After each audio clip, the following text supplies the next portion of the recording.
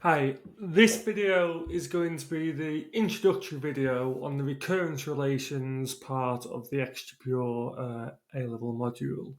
So you'll know some of this stuff from the single maths. You'll have seen geometric sequences and arithmetic sequences before, and you might have come across some of this vocab, but I'm just going to recap that and introduce a few new terms you might not be aware of.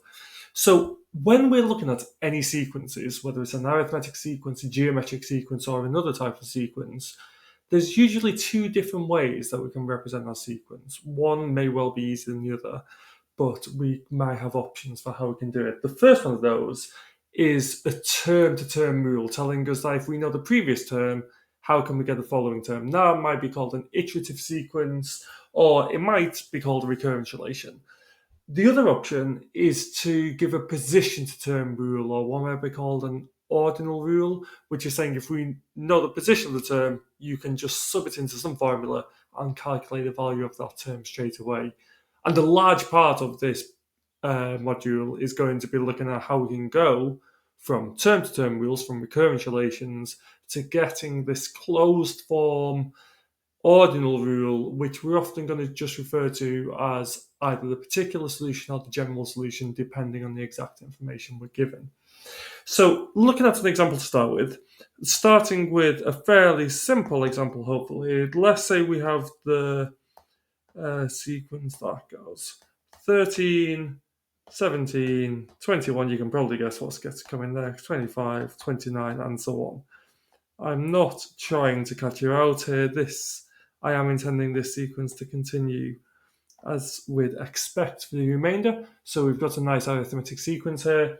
And there's a couple of ways we could go about describing this. So if we wanted to write a recurrence relation or a term-to-term rule for this, one thing we could say is, well, we take the previous term and we can fairly quickly see what happens when we take the previous term. We add 4 to it, we add 4 to it. So how can we describe this in nice sequence language? Well, we can say that un plus 1, that's going to be the way we refer to the n plus 1th term of the sequence, is just the nth term of the sequence plus 4. Hopefully nothing surprising here. Hopefully you've seen this sort of stuff as single maths. Now, just based on this description, it doesn't describe this specific sequence because we don't know where we're starting. So if we were to give this sort of definition, we should make sure that we're clearly stating one term in our sequence, and it makes sense to say the first term here. So this here is what we're going to call a recurrence relation. This one specifically is going to be a first order recurrence relation, but I'm going to worry about those differences in a later video. Now,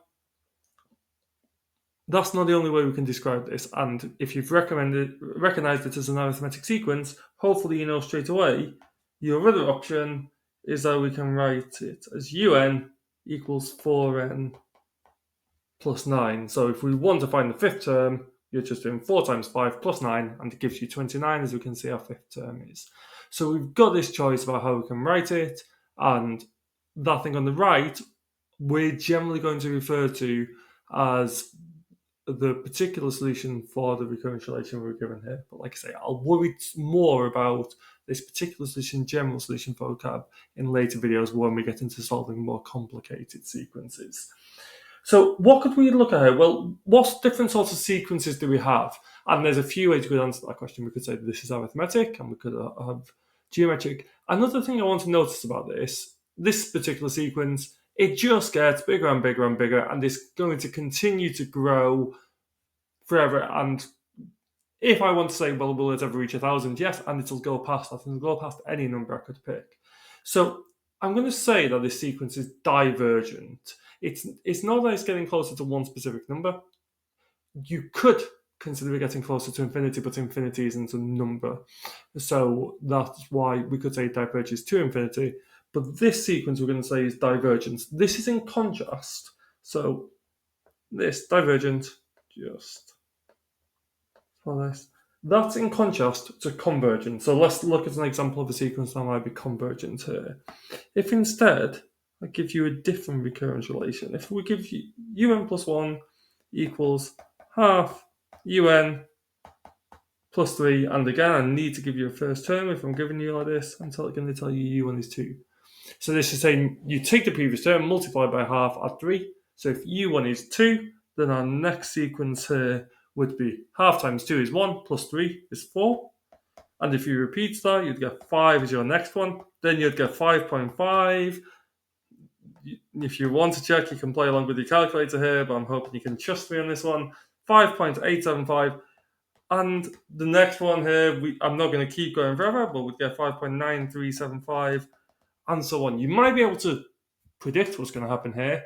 It's going to get closer and closer to 6. If you've got any doubt, try that on your calculator. If you type it using the AND button, you should be able to bash equals and see it get closer. So in this case, some language we might use is to say that it has a limit of 6 here. So a limit just refers to a number where we get closer and closer to this number. It may reach the number. Most of the time it won't. Most of the time it'll just get infinitesimally close. There's really quite precise definitions of this. For now, like that get at the idea that if I want to get within a millionth of 6, we would do. We'd have to go for a while, but we could get it within a millionth. If I wanted to get it within a 100th millionth, we could still get there. And whatever number I picked, I could get within that distance. That's what we mean by a limit.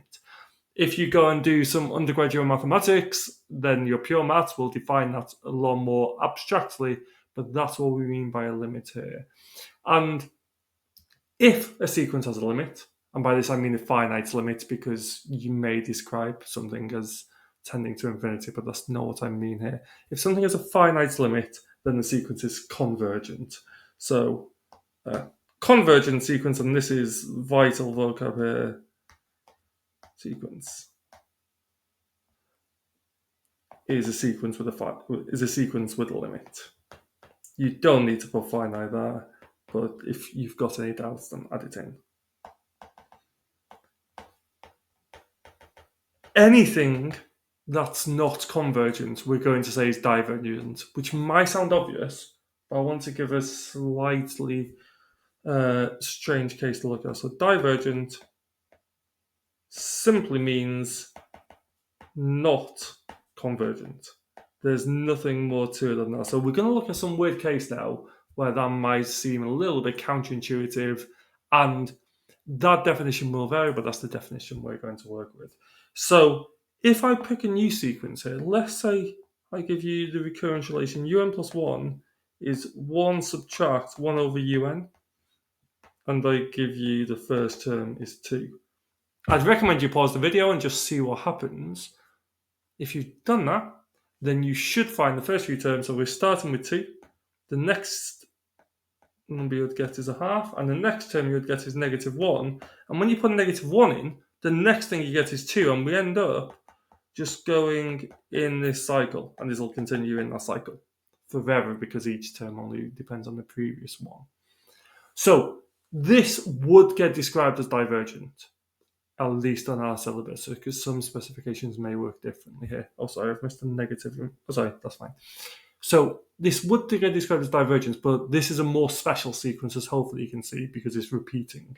If we have a repeating sequence, we're going to say this is periodic. So periodic means the sequence repeats, and it's going to repeat indefinitely. The sequence repeats indefinitely here. And then other language that's worth being aware of here is that it might repeat just 2 a half, 2 a half, 2 a half. Here it's repeated in 3, so we'd say this is a period of 3. So it's just referring to the fact that it's blocks of 3s that are repeating there. So those are the main types of vocab you need to know. There's one final bit of vocabulary I just want to introduce, which is looking at some sequences that may be convergent or divergent. So I'm just going to give you a couple of examples. So the first one I'm going to give you is a sequence that maybe starts by being a 10th above 1, and then goes 100th below 1, and then goes 1,000th above 1, and then 10,000th below 1, and continues in that pattern here. If we had this, so it's definitely convergent, it's got a limit of 1, it's getting closer and closer to 1. But as you can see, unlike the convergence sequence we had earlier, that one was just approaching 6 from one direction. Here, it's alternately going above and below 1. When it does this, we're going to give it another special term. We're going to describe this as oscillating. So an oscillating sequence is one that alternately